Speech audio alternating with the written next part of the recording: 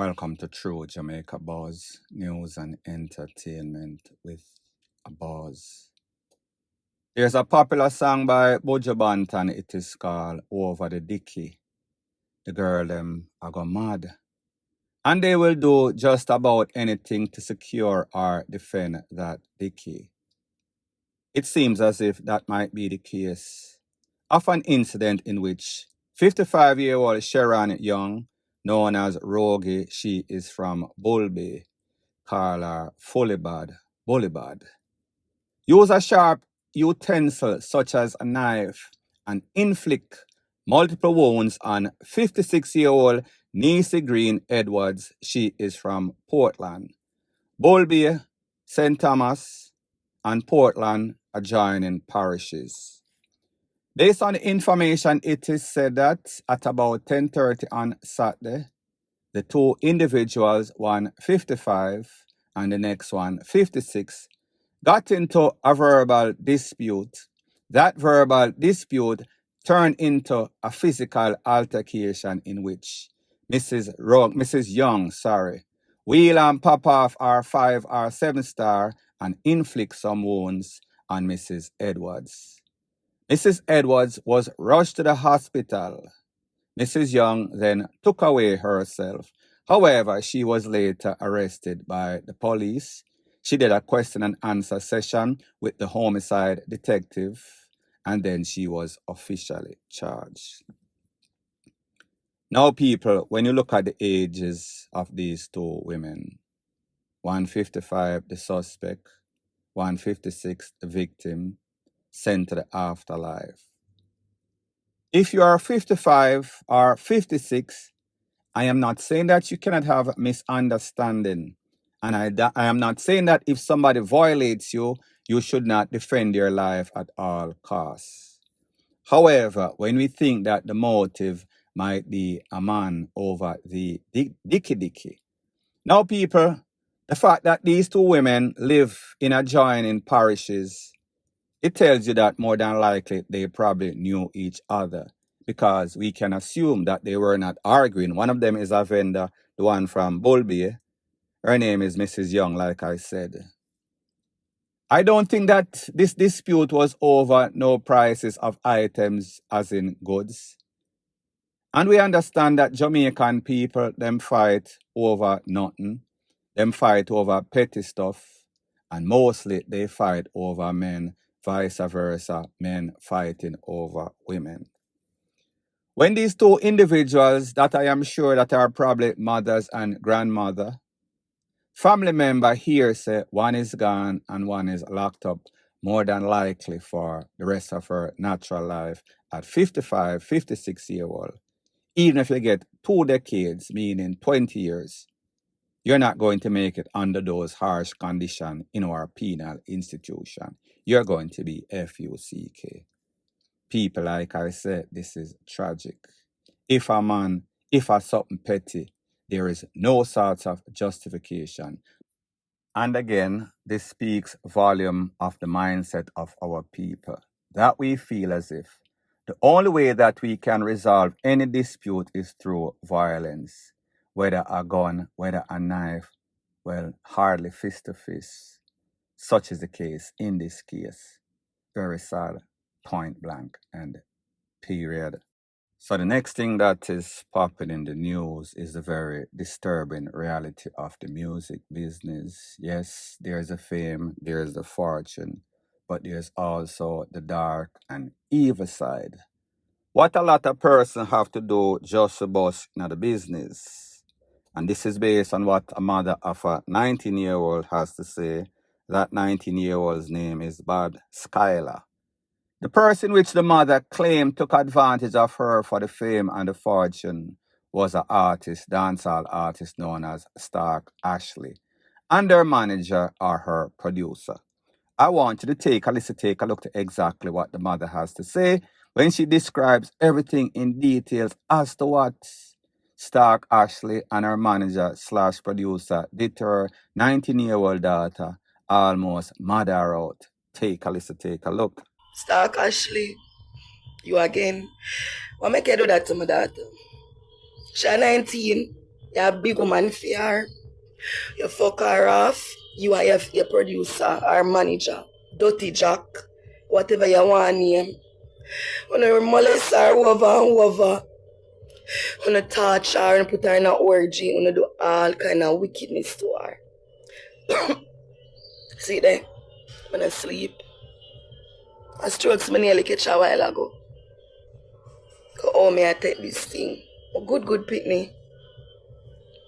Stark Ashley. It nah go so. Stark Ashley. Me nah take it so. Me nah take it so. Me nah take what you do to my daughter so. Here, Stark Ashley, you and your manager, where you fuck, on a fuck off, bad Skylar, on a fuck her up mentally. The things them wanna do to her, and the abortion wanna make she do. Make she leave all her boyfriend, tell her about not go bust her. No matter her. Have her sit down there too, you know.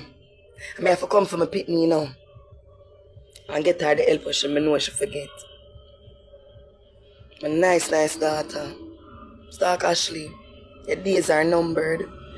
You see you're gonna get it. I'm not touch her with a long stone or nothing. God. Omnipotent. So them tears here, them not go in vain. Stark Ashley, you must go down. Stark Ashley, you must go down. You must go down. Yeah, man. Guys, all who know about Skylar, or know her as Ashley before, or Sky, pray for her. Please, because prayers can move mountains. I beg, prayers. Please. Tag the girl named Stark Ashley. Wicked girl. Tag her. She know what she do. My investigation after her. I can't take this so. My baby is just 19. She don't live no life. Promise to make me a promise. When I do bad things to her, even when them not here when we talk to them. Nobody no want nobody mad them people. Drugs are. Put her in an orgy. You dirty man named Jack with a big cocky. You just a fuck her. You just a user. You nasty girl who say you're pansexual. And you fuck off me pitney. Drugs are and fuck her off. She talking. And I go say, oh, I'm mad, she mad. Eh? And one thing me know, and two things for certain. You must go down. Now, Bounty Killer had a saying, and it goes something like this: all who don't want walk, them will take walk. If you want to get boss by any means necessary, you will get boss by any means necessary. That means that don't start no ish, won't be no ish. Don't get too desperate where you subject yourself to circumstances that are going to make you uncomfortable. Yes, this young lady was 19. However, I am not sure if she was held at gunpoint.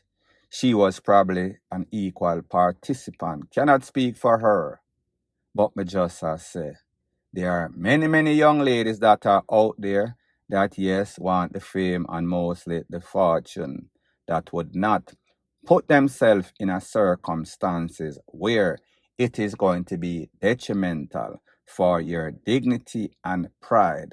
However, when you subject yourself and do not think about your pride and your dignity, and you know what certain persons are willing to offer in exchange for some despicable act, but just as say, there is no justification for what was done to this lady, young girl, if she was drugged up, if them touch her up without consent, if them mad her out, if them take advantage of her for fame and fortune. But she should not have subjected herself. People, just as say, call it tough love, point blank, and period. So the next thing that is popping in the news, it's called another one. It seems as if Matthew from Trelawney did not get the message in the bottle, did not see the notice board Him never get the memo. Him never get the email. Him never get the WhatsApp. Him never get the MySpace. None at all. Him never say these police out here, they are not playing. Especially if you wheel and pop off when them come for you. Especially if you point your gun and blaze up can after them, or even if they think their lives are in imminent danger, they are going to wheel and pop off.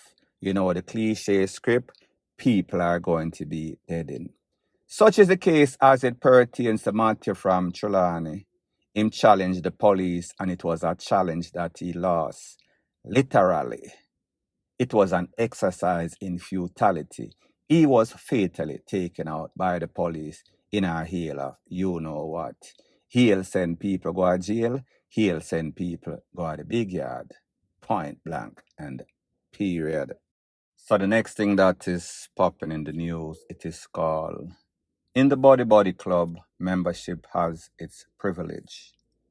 If you are a part of the Body Club, chances are you could take away a person's life, you can steal billions of dollars, and you will never, ever, ever see a day in court. You might get questioned, you might get arrested. Even if you are convicted, you are going to beat it on a technicality, because that is just the way the system is set up. I am going to give you a perfect example. It seems like about 10 years ago, a young man lost his life. He was locked up, charged for a ganja spliff, which is now legal in Jamaica. He was at the Barnett Street police station. While he was there, controversially either the inmates them beat him up or the police. The police were blaming the inmates. However, investigation was done and 3 officers were charged for the takeaway of that youth. After lengthy delays, the case finally went to court and there was a trial. During that trial, the system DPP's office managed to get a conviction. The mother of Mario Dean, the young youth that lost his life, that was beaten severely, in the cell while he was in the cell, as a matter of fact, he was granted bail. And when that person came to bail him, the officers in there decided that they are not going to let him go moments after he lost his life. So it's say, them violate him rights in the first place, lock him up for BS in the first place because them getting them feelings. So the case went to court, went to trial. They were convicted. The mother was elated when the mother was interviewed by TVJ and other news media. She said that at least she waited long, but she feels as if justice is going to be served. Well, people, guess what? She was literally dead wrong. A day or so ago, there was sentencing. At this sentencing, the 3 officers, 2 of them were sentenced 3 years suspended sentence. That means that they are not going to see a day in a jail unless, of course, they violate that 3 years suspended sentence, which more than likely they are not. Those were the junior officers, yes. The senior officer, she was given 5 years. However, she was not locked up. All of them were out on bail during the trial. Usually, when there's a trial for murder, in the average case, those persons' bail are revoked, seeing that them don't want to see the trial go bad and then them take for themselves. But for some reason, which you and I know, Body Club, these 3 officers were out. So 2 of them were given suspended sentence. That means not a day in a jail. The next one got 5 years. However, based on the fact that they immediately appealed it, she is still out on bail while the appeal goes through. Knowing the court system in Jamaica, it moves like molasses going uphill in a blizzard in Alaska. It never moves. So therefore, she is out on bail with a 5-year sentence. However, she is still out. When the mother of Mario Dean was asked, how does she feel? What is her gut feelings telling her about the system and what she witnessed as it pertains to the sentence of these three persons that took away her son? This is exactly what she had to say. Take a listen, take a look. Because to the kind of beating Mario get and understand that he was inside the station and everything, I was expecting more. And the fact that they are appealing already, they are appealing Miss Stewart's home. Therefore, she's not going to get locked up until the appeal, I guess, because the bail is still on. So I'm kind of disappointed. And I don't know where it's going after the appeal. But as I said, I'd leave it up to the court. But I'm still disappointed, whatever. I was expecting more. So, people, you heard what she said. Obviously disappointed. Obviously, she thought that she was going to get justice, and justice was swept right from under her foot. So the mother is disappointed, to say the least. The mother hold her calm. The mother hold her faith. The mother was patient, thinking that, well, me lose her son, but at least the persons responsible were going to be held accountable and held responsible. Obviously, we see that that is not the case. Surprise, surprise, are you? I am not. Now, people, what is even worse is when we hear what the DPP says, that is Paula Llewellyn, as it pertains to the outcome of the case. She made it seem as if justice was served. She made it seem as if the judge's hand was tied behind him or her. Take a listen, take a look to what your fraudulent DPP had to say, and then I give my piece. For us, getting the conviction showed the rule of law at its best. I can understand as a member of the public why perhaps she may be disappointed, but the judge went out of his way to explain why it was in terms of the range, considering the aggravating circumstances. The reasoning of the judge for the differences in sentencing rested on the fact that woman Corporal Elaine Stewart was the most senior police officer on the scene, and she was the supervisor. He has to look at the degree of criminal responsibility that each accused person would bear, because it is part of the sentencing philosophy that each accused case has to be looked at within the context of the role each of them played. So, people, you heard the mother, you heard the DPP, and you heard the decision by the judge. The police, the DPP, the judge, in the body club. So therefore, they are always going to look out for each other. When we listen to Paula Llewellyn, who to me is a failure as a DPP, does not split justice, seems as if she's a puppet on a string for the system, for the people in the body club. She's just not a good DPP. Some people will contest it, but that is my opinion. I am sure that she's going to say that she's doing the best job that she can do. So she said the judge issued out based on the policies of the court. And yes, maybe you might want to amend those policies. So therefore, your friends are persons in high places. And when I say body club, I mean persons with power. Persons that have pull, meaning the police, meaning rich people, meaning judge, meaning politician. You know the people that fit in that criteria, in that category. So the judge's hand was tied behind him. She felt that, yes, them get a conviction. But what good is a conviction if nobody goes to jail? What message are you sending that it is okay for police or anybody to beat up a youth that was locked up, not for the takeaway, not for a gun, for a ganja spliff, which since he lost his life, weed legal now, you can actually walk around with about 2 ounces. Don't quote me. He had a single spliff. Lost his life because I guess he said something. I guess he felt violated and him lash out. And because him seeking justice, him lose him life because him shouldn't say nothing. He should just remain locked up for BS. Never understand the reason why he was locked up. But like I said, that is the system, the law, and the rule is the rule at the time. Now what makes it worse is when we look at the way that this youth lost his life. He was pretty much beaten to a pulp. And people, if you ask me, it is worse.